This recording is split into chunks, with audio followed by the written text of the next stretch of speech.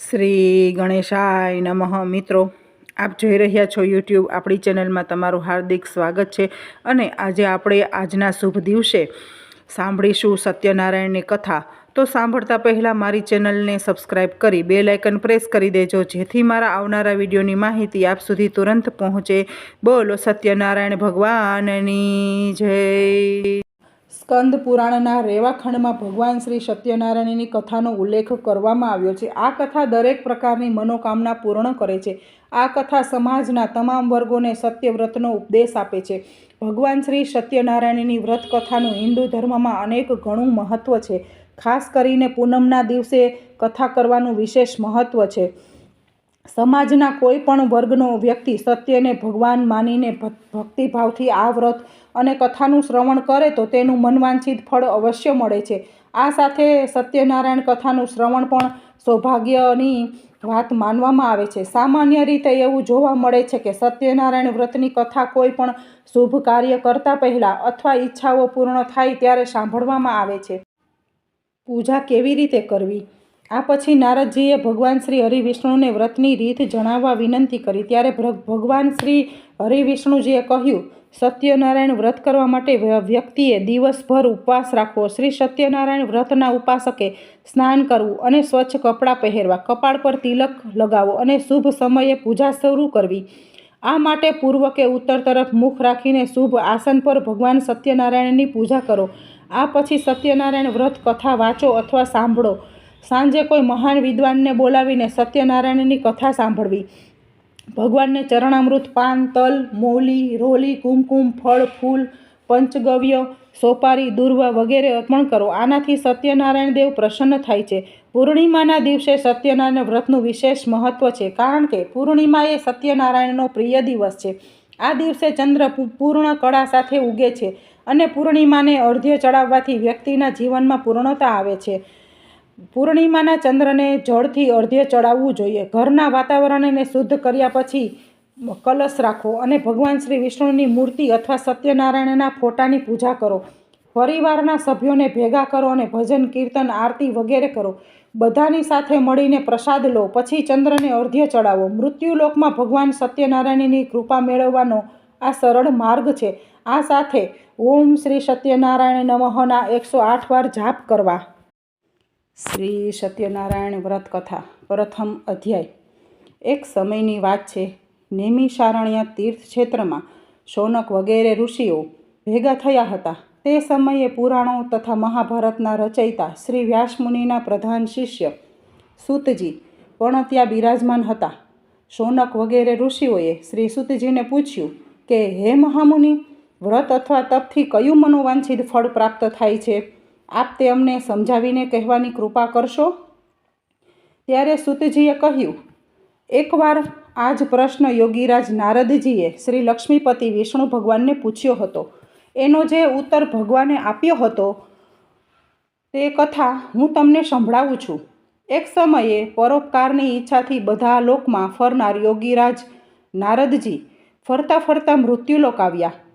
ત્યાં એમણે ઘણા લોકોને પોતપોતાના પૂર્વજન્મના કર્મ અનુસાર અનેક પ્રકારના દુઃખો ભોગવતા જોયા. એવો કયો ઉપાય છે કે જેનાથી લોકોના દુઃખો દૂર થઈ શકે? એવું વિચારી યોગીરાજ નારદજી વિષ્ણુલોકમાં શ્રી વિષ્ણુ ભગવાન પાસે પહોંચ્યા. પર મનવાણીથી આદિ, મધ્ય અને અંત રહિત અનંત શક્તિવાળા સર્વના મૂળ કારણરૂપ નિર્ગુણ છતાં ગુણાત્મા ભક્તોના દુઃખો દૂર કરનાર તે દેવોના દેવજી જોઈ નારદજી બોલ્યા, હું આપને વંદન કરું છું. શ્રી ભગવાન બોલ્યા, હે ભાગ્યશાળી, તમે શા માટે આવ્યા છો? તમારા મનમાં જે કાંઈ હોય તે સઘળું કહો, હું તમને બધું જણાવીશ જ. નારદજી બોલ્યા, હે ભગવાન, પૃથ્વી પર કેટલાય લોકો વિવિધ પ્રકારના દુઃખોથી પીડાય છે.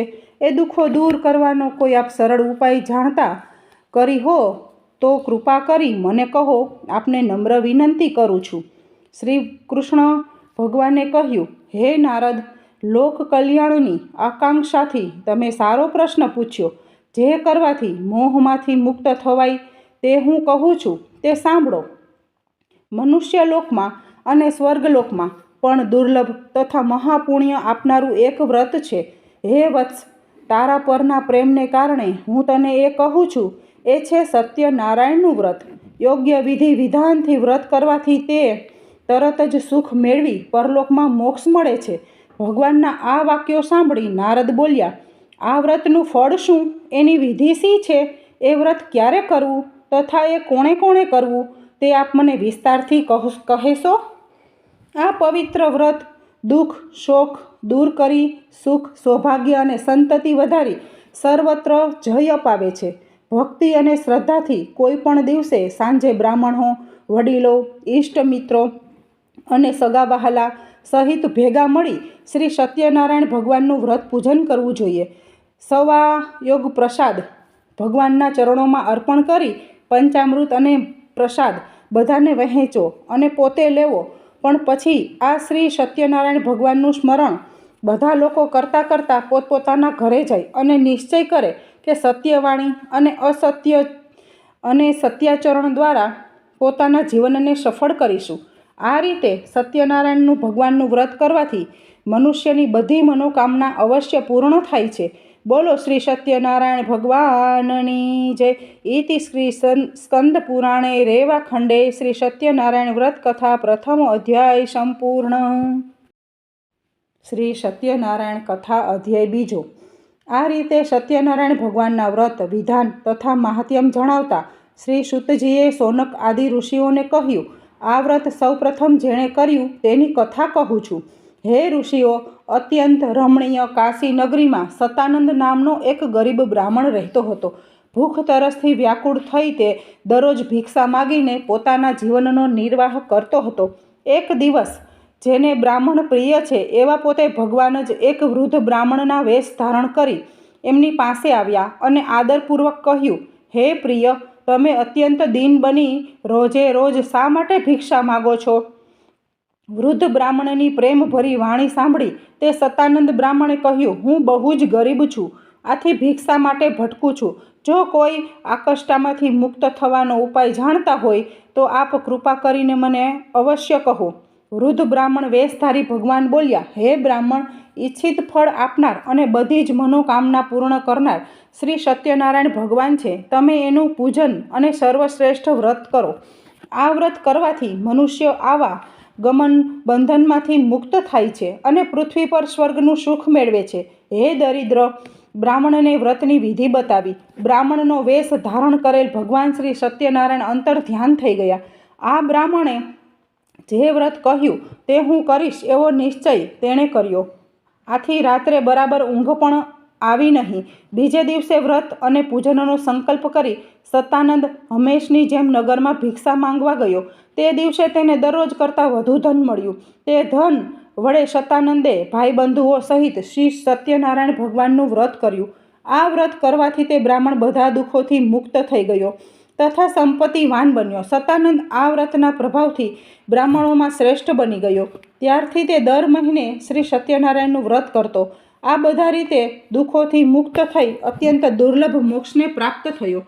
શ્રી સૂતજી બોલ્યા, હે ઋષિ મુનિઓ, શ્રી વિષ્ણુ ભગવાનને યોગીરાજ નારદજીને જે કંઈ કહ્યું હતું તે બધું જ મેં તમને કહ્યું છે. બીજું વધારે તમારે શું સાંભળવું છે? શૌનક આદિ ઋષિઓએ કહ્યું, હે મુનિ શ્રેષ્ઠ, અમને શ્રદ્ધા જન્મે આથી વધુ સાંભળવાની ઈચ્છા છે. થાય તે બ્રાહ્મણ ઉપરાંત બીજા કોણે પૃથ્વી પર આ એક વ્રત કર્યું તે અમે સાંભળવા ઈચ્છી છીએ, તો કૃપા કરીને અમને કહો. શ્રી સૂતજી બોલ્યા, હે ઋષિઓ, એક આ સમયે બ્રાહ્મણ જ્યારે શ્રી સત્યનારાયણ ભગવાનનું વ્રત કરી રહ્યો હતો ત્યારે એક કઠિયારો એના ઘર પાસેથી નીકળ્યો. તરસથી પીડાતો તે લાકડાનો ભારો બહાર મૂકી બ્રાહ્મણના ઘરમાં ગયો. તેને વ્રત કરતા જોઈને નમન કરી કઠિયારાએ પૂછ્યું, હે બ્રાહ્મણ, આપ આ શું કરી રહ્યા છો? એ અને કરવાથી શું ફળ મળે એ વિસ્તારપૂર્વક મને કહેવાની કૃપા કરો.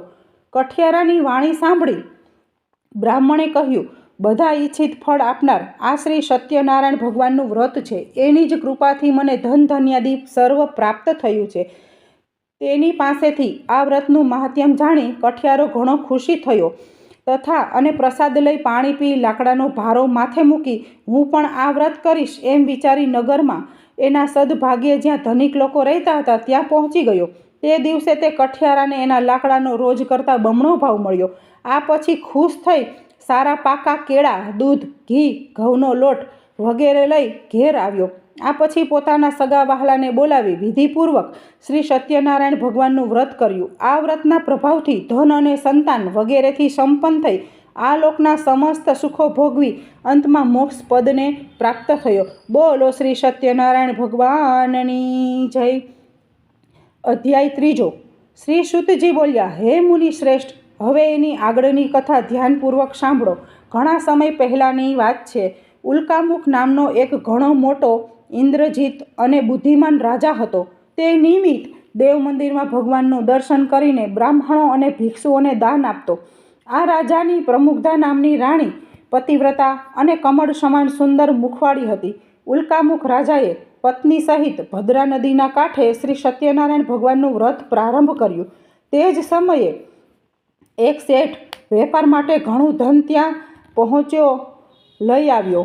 પોતાના વહાણને માલ સહિત કિનારા પર રાખી રાજા નજીક આવ્યો અને વિનયપૂર્વક પૂછ્યું, હે રાજા, ભક્તિપૂર્ણ મનથી શું કરી રહ્યા છો આપ?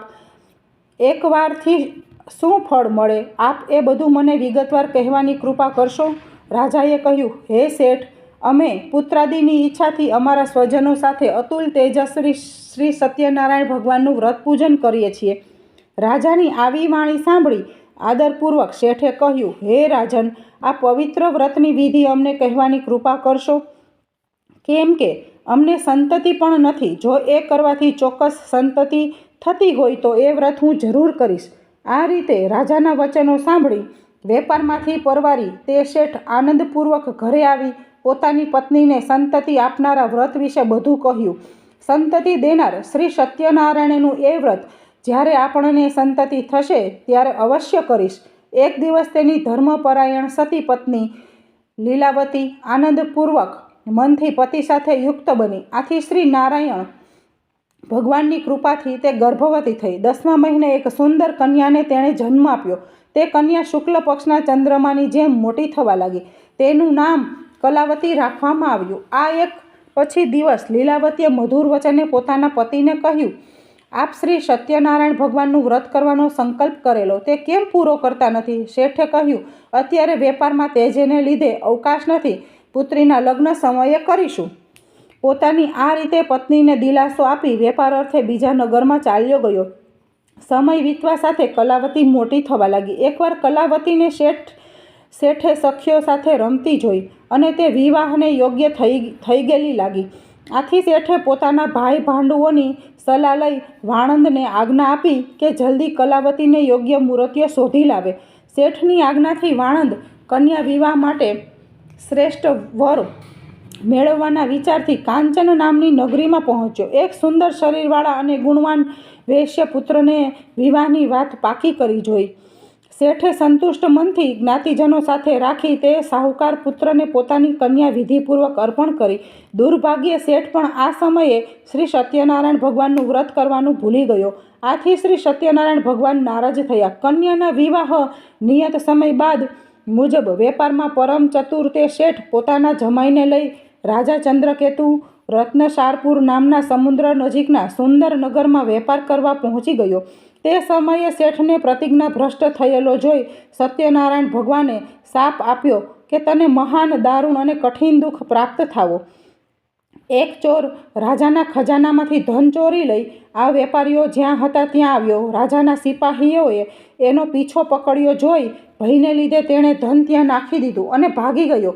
જ્યાં આ સજ્જન વણિકો હતા ત્યાં રાજાના સિપાહીઓ આવ્યા અને રાજાનું ધન એ ત્યાં જોયું. આથી બંનેને દોરડાથી બાંધી રાજા પાસે લઈ આવ્યા અને કહ્યું, હે પ્રભુ, આપનું ધન ચોરનાર બંને ચોર આપની આ સમક્ષ હાજર છે. સત્યદેવ ભગવાનની માયાથી ચંદ્રકેતુ રાજાએ એમનું કહેવાનું કશું ન સાંભળ્યું અને બંનેને મજબૂત રીતે બાંધી કારાગારમાં પુરાવી દીધા. તેમનું જે હતું તે ધન પણ લઈ લીધું. શ્રી સત્યનારાયણ ભગવાનના શ્રાપને લીધે શેઠના ઘરે એની પત્ની અને પુત્રીની પણ ઘણી ખરાબ દશા થઈ. ઘરમાં જે કંઈ ધન સંપત્તિ હતી તે ચોર લોકો ચોરી ગયા. ભૂખ તરસથી દુઃખી થઈ તેઓ મજૂરી કરવા લાગી અને ભિક્ષા માગવા ચિત્ત બ્રહ્મ થઈ ઘર ઘર ભટકવા લાગી. એક દિવસ ભૂખ તરસથી વ્યાકુળ કલાવતી એક બ્રાહ્મણના ઘરે ગઈ. ત્યાં તેણે શ્રી સત્યનારાયણ ભગવાનનું વ્રત પૂજન જોયું. શ્રી સત્યનારાયણ ભગવાનની કથા સાંભળી. પ્રસાદ લઈ મોડી રાતે કલાવતી ઘરે ગઈ. માતાએ કલાવતીને પ્રેમથી પૂછ્યું, હે પુત્રી, આટલી રાત વીતવા સુધી ક્યાં હતી? મનમાન્યું કેમ કરે છે? કલાવતીએ શાંત સ્વરે કહ્યું, માં, એક બ્રાહ્મણના ઘરે મેં એવું વ્રત પૂજન જોયું જે બધી ઈચ્છિત મનોકામના પૂર્ણ કરનારું છે. કલાવતીના આ વચન સાંભળી લીલાવતીને શ્રી સત્યનારાયણ ભગવાનના વ્રતનું સ્મરણ થઈ આવ્યું. તેણે આ વ્રત કરવાનો સંકલ્પ કર્યો અને પોતાના સગા વહાલા સાથે વ્રત પૂર્ણ કર્યું. લીલાવતીએ ભગવાનને પ્રાર્થના વારંવાર વિનંતી કરી કે હે પ્રભુ, મારા પતિ અને જમાઈને જલ્દી ઘરે મોકલો. તેઓના અપરાધ ક્ષમા કરવામાં સમર્થ આપ જ છો. વ્રતથી સંતુષ્ટ થયેલા સત્યનારાયણ પ્રભુએ રાજા ચંદ્રકેતુને જ રાત્રે સ્વપ્નમાં કહ્યું, હે રાજન, પહેલા બંને બંદીવાન વણિકોને જેલમાંથી મુક્ત કરી જે કાંઈ ધન તેમનું લઈ લીધું છે તે તરત પાછું જ આપી દો. જો તું ચેતીશ નહીં તો તારા ધનપુત્ર સહિત રાજ્યનો નાશ કરીશ. આમ કહીને ભગવાન અદૃશ્ય થયા. થતાં જ સવાર રાજા ચંદ્રકેતુએ મંત્રીને આદેશ આપ્યો કે જેલમાં પૂરેલા પેલા બંને વણિક મહાજનને પોતાની સમક્ષ લાવવામાં આવે. રાજાના આ વચનો સાંભળી બંને મહારાજોને સેવકોએ મુક્ત કરી રાજા સમક્ષ હાજર કર્યા અને વિનયપૂર્વક કહ્યું, બંને વણિક પુત્રોને મુક્ત કરી લાવવામાં આવ્યા. બંનેએ રાજા ચંદ્રકેતુને નમસ્કાર કર્યા અને પોતાની સાથે બનેલા આગલા બનાવને યાદ કરી બંને જણા ભય વિહવળ બની મૌન રહ્યા. ત્યારે રાજાએ કહ્યું, તમને આ દારૂણ દુઃખ દેવના પ્રકોપને લઈને ભોગવ્યું પડ્યું છે. હવે તમારે કોઈ પણ ભય રાખવાનું કારણ નથી. હજામત તથા સ્નાનાદિ કરાવી વસ્ત્ર અલંકાર આપી એમની પાસેથી લઈ લીધેલા ધનથી બેવડું ધન આપી રાજાએ તેમને સંતોષ્યા અને કહ્યું, હવે ખુશીથી તમે તમારા ઘરે જાઓ. રાજાને પ્રણામ કરી આપની કૃપાથી અમે હવે અમારા ઘરે જઈશું કહી તે બંને વેશ્યોએ પોતાના ઘર તરફ પ્રયાણ કર્યું. બોલો શ્રી સત્યનારાયણ ભગવાનની જય. અધ્યાય ચોથો. શ્રી સુતજી બોલ્યા, યાત્રા માટે તૈયારી કરતા એ શેઠે સ્વસ્તિ વાચન કરાવી બ્રાહ્મણોને દાન આપી નગર તરફ પ્રયાણ કર્યું. આ વેપારીઓના થોડે દૂર ગયા પછી તેઓની પરીક્ષા લેવા શ્રી સત્યનારાયણ ભગવાન એક સંન્યાસીના વેશમાં તેમની પાસે આવ્યા અને બોલ્યા, હે શેઠ, તમારી આ હોડીમાં શું ભર્યું છે? ઘણા ધનથી છકેલા તે બંને મહાજનોએ હસીને કહ્યું, હે સાધુ, તમે કેમ પૂછો છો? તમે શા માટે ધનની ઈચ્છા રાખો છો? અમારી હોડીમાં તો જો વેલા પાંદડા ભરેલા છે. શ્રી સત્યદેવ ભગવાને આ વેપારીઓની કડવી અને મિથ્યા વાણી સાંભળી કહ્યું, સારું ભાઈ, તમારી વાત સાચી પડો. એમ કહી સાધુ વેશ ધારી સત્યનારાયણ તરજ ભગવાન એક આગળ જઈ જગ્યાએ દરિયાની નજીક બેસી ગયા. દંડી સંન્યાસીના ગયા પછી શેઠ નિત્ય કર્મથી પરવારી જ્યારે હોડી પર ગયો ત્યારે હોડીને પાણીથી ઉપર છલકી તરતી જોઈ ગૂંચવણમાં પડી ગયો. તેણે હોડીમાં વેલા પાંદડા જોયા અને મૂર્છિત થઈ જમીન પર ઢળી પડ્યો.